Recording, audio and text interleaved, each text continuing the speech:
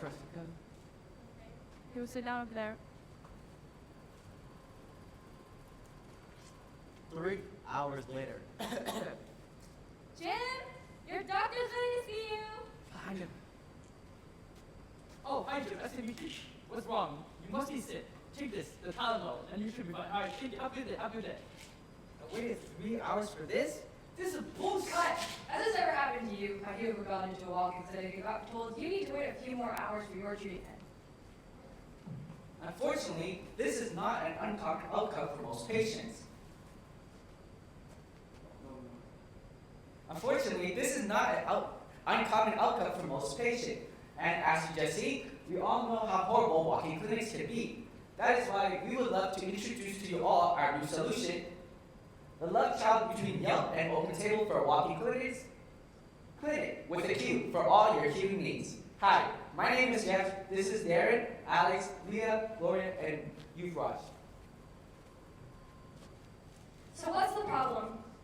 Well, Ontario is currently dealing with a huge unhealthy shortage of family doctors, meaning 2.2 million of Ontarians are left without a doctor. That's a nearly 24% increase since the beginning of the pandemic, which means more and more patients rely on these walk-in clinics for their checkups and all sorts, creating a much unorganized and busier environment for these walk-in clinics.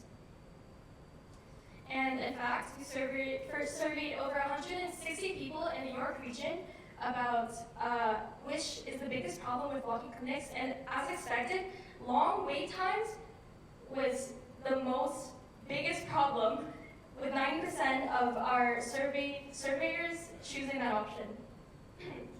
And along with that, pain points such as inaccessible locations, language barriers, inconsistent clinic hours, including those wait times, create the most inconvenient package for both the clinic and the patients. And on the more clinical side, a heavy load of patients create an unorganized environment, customer service goes down, clerks are stressed and overwhelmed, and sick patients are put into wait rooms with maybe patients who are there for a simple checkup, increasing the spread of diseases and creating an overall unsatisfied experience for patients with more complaints and even more hassle for these clinics. Now, in the beginning, we saw a wonderful skit by our fellow cats. To explain that in more depth, we have Jim, a 35-year-old male, who went to the doctor, sat there for 3 hours, and then received medical attention from the doctor. With Qlinic, Jim will be able to solve this issue as he'll be able to go online into an online queue, as well as see the waiting times instead of going there as urgently and waiting for the perfect time where it's less busy. He will also be able to fill in the forms and skip the busy and long registration process, which is very common and very tedious in many walk-in clinics. Now from our targeted audience, the clinics. This is Dr. Sarah Jones. She's a PhD, and she's a recent PhD and wants to open a new walk-in clinic. She is opening it in the GTA, where is our targeted area, and is having trouble with 3 things: gaining traction, having an organized area and place to fully check and write down all of her charting processes, as well as cut down the amount of traffic in her clinic, saving her workers and colleagues the hassle of being sick and contract any other diseases. Our software will solve this problem, as with our sponsor feature, she's able to gain more traction, as well as her operations will be more simplified with more exposure for easier access to her clinic.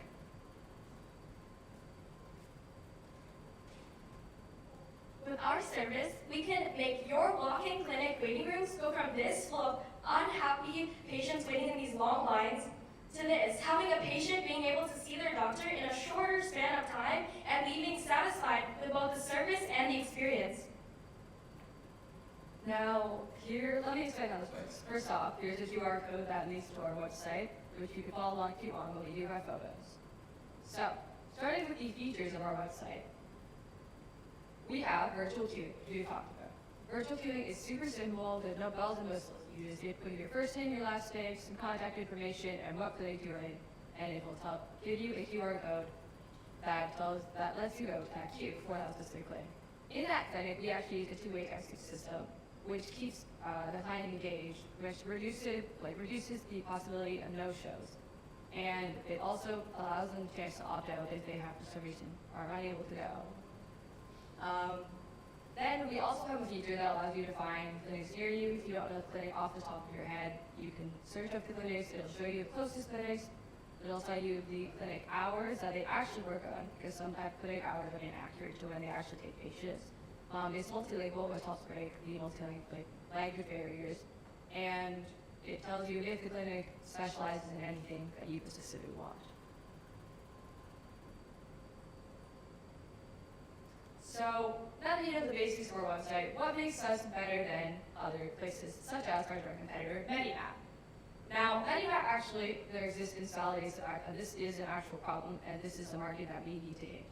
So first off, service level today, our subscription rate for the clinic is actually cheaper than Medimap, and Medimap actually requires you to pay first before you try anything else. If we have a 1 month free trial, which allows clinics to get the feel for what we're doing, and let them really know if they want to use our stuff. We also have more accurate wait times. In the future, we're planning on using an AI system to predict more accurate wait times, but in the beginning, before we can get this AI system off the seat, we're planning on using manual input times. Also, Medimap caters to all different kinds of clinics. They do everything. However, we're focused on specifically walk-in clinics, which makes our virtual queuing actually much more effective, because this is specifically what walk-in clinics need, and we don't use a blanket solution for all these different kinds of clinics. Going back to what we said earlier, we surveyed 160 people, over than 160 people in the GTA, to see their aspect and opinion on our software. We started our survey with how comfortable they would be by filling out the forms and doing the registration/check-in process online. We received a 74% comfortability, as they were very positive and responded amazing. They also agreed that it would be very beneficial to understand the wait times and have an online queue, having 90% thinking that was very positive, as well as we got 94% of our users of this survey to agree to use our software once it goes online.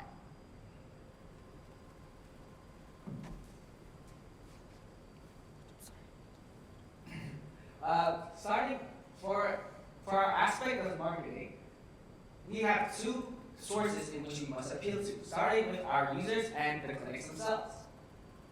With our users, we have three methods of advertisements, with the first two being search engine optimization and pay-per-click advertisements. Instead of promoting ourselves upon our users, we can have them find us by being at the top of their search results. And as you all know, almost everyone is on some sort of social media platform nowadays.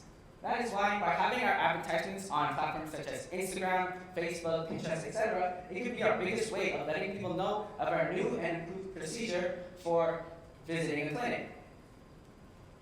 As for our introductions to the walk-in clinics, we plan to run free trials with as many as we can come in contact with.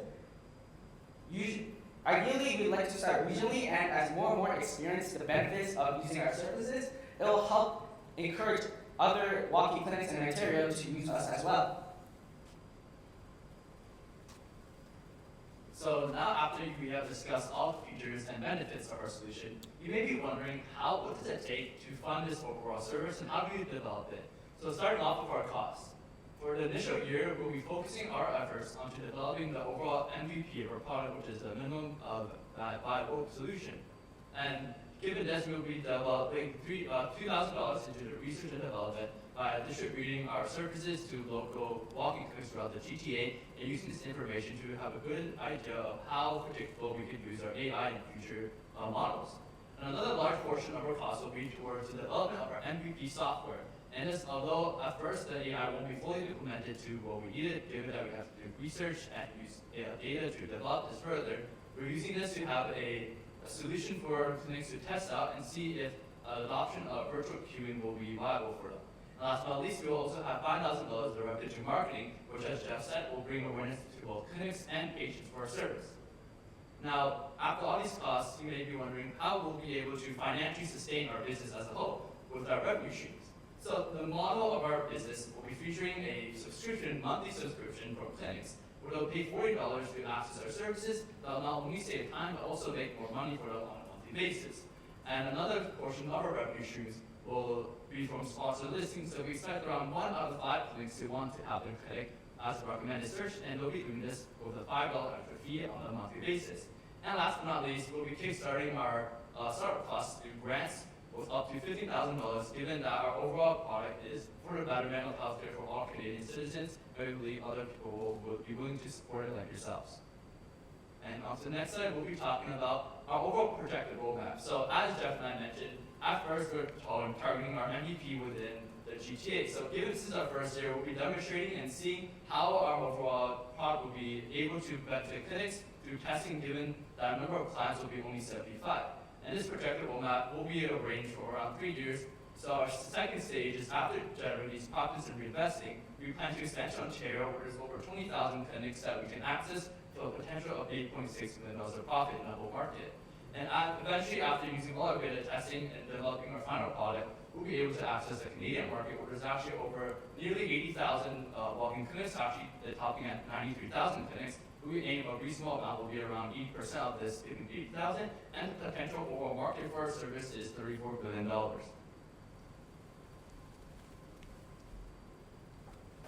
judges, this is where we need your help. So Mohammed, we know you exercise in optimizing workplaces. You can help us optimize our service and provide better healthcare to our citizens. Sean, we know you exercise in digital transformation programs. You can help a smooth transition from in-person use into the online world. And then we know you exercise in software. So you can help us develop and integrate our AI-based system into our website. Yeah, that's the end of our pitch. Thank you for listening. If you have any questions, judges, feel free to ask us. We appreciate your time very much.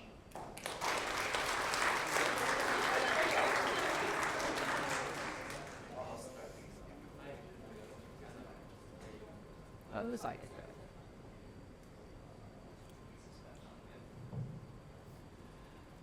Well, it looks like we've got work to do, guys. So thanks for involving us. By the way, Jim, you look great for 35. I gotta say that was a great note. Can you go back to the slide, please, where you talk about your stats on your respondents, the people that you surveyed?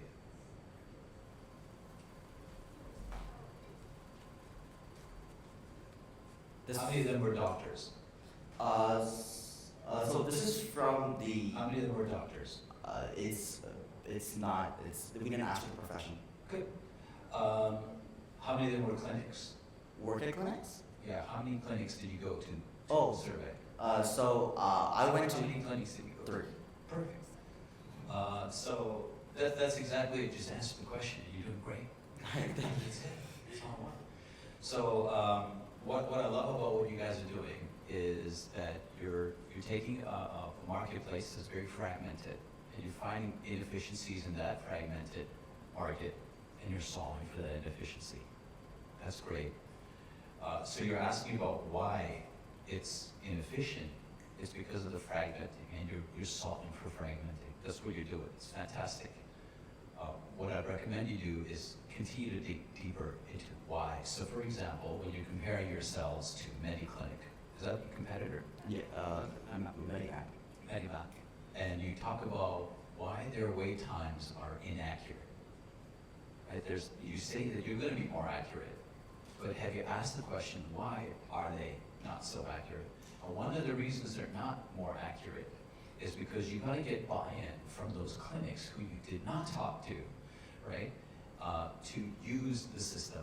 So my question to you is, how do you get engagement? How do you get people to put data into this thing? How do you convince them to go from the millions that they have spent on their systems that they're using now and switching them over to using this system? That's it.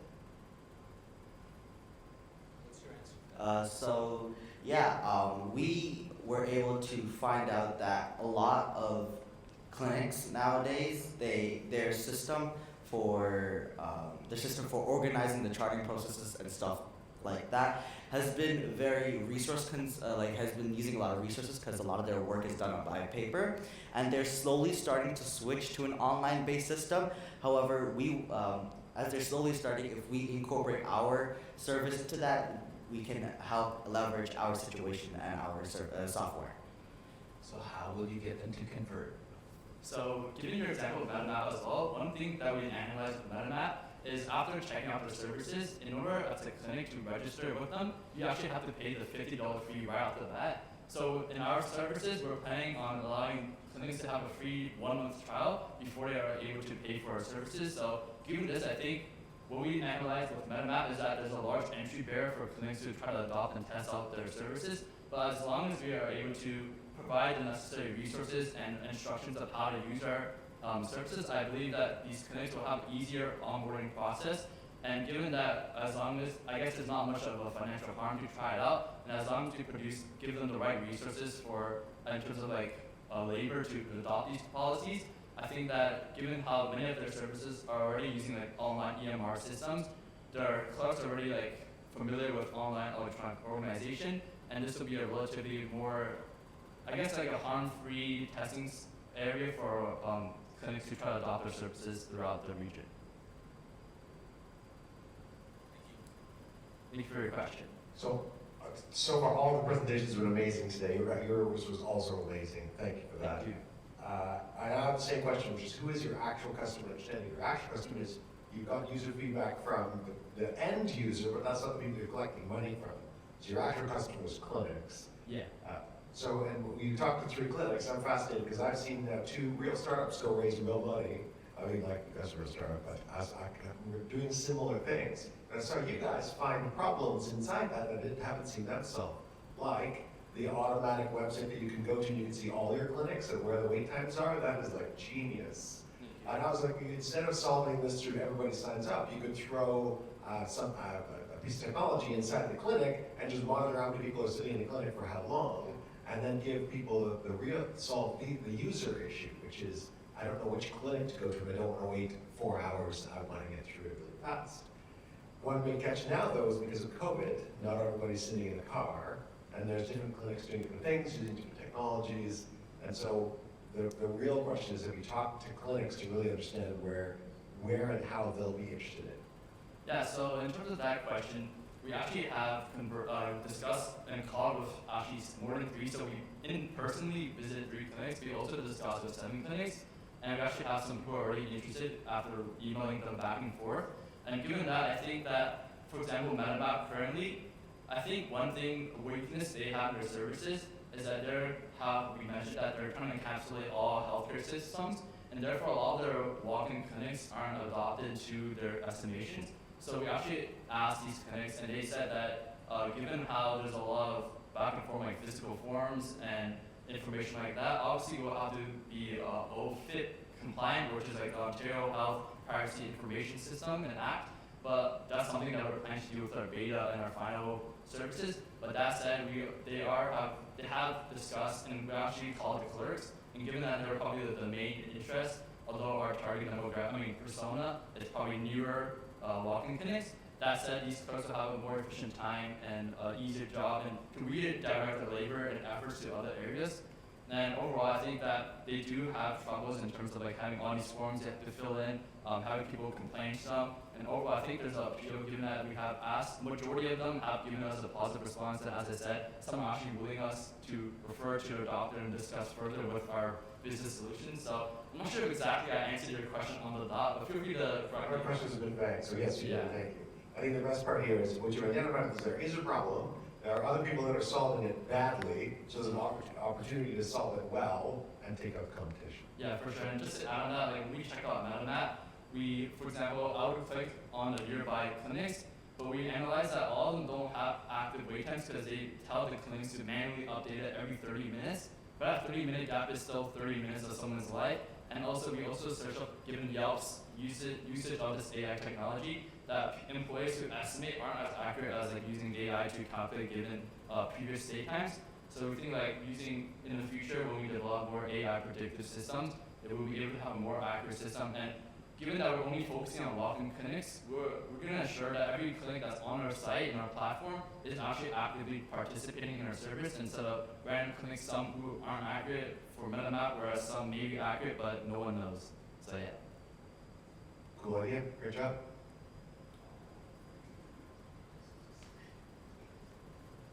Great presentation, love the acting, really appreciate the effort, especially Mr. Jim there. And I wanted to say I really enjoyed the way you did a couple things. The first is the grants. The 15K will definitely help with this. The second is the 1 month free trial. A suggestion I would make is actually to create an onboarding kit. Yeah. So flyer outside, how to add an embedded little snippet to your website, the whatever website they have, just to advertise, hey, use the Q thing, use Qlinic, right? For sure. That way, and you can already send that for them, so all they have to do is say yes. It's free, right? Yeah. But of course, they might say, oh, is this HIPAA compliant and such, right? And at one point, I don't know if this is in your finances, but this is probably going to matter if it's like $20,000, $30,000 up front to get HIPAA and SOC 2 compliance, which is super annoying, but something lots of software go through. But to mitigate that, it could just be for queuing for now, the ticketing, plus like download form links, right? Download it there, set it on something else, or press that. That could be a good way to skip that for now and just get it out the door. One thing that I would want to learn more about, the first is the 1.2 million. Can you go back to that slide? I don't know if you have appendices about it, but I would just love to hear more about what sort of costs you're anticipating. For our cost side, right? That's right. All right.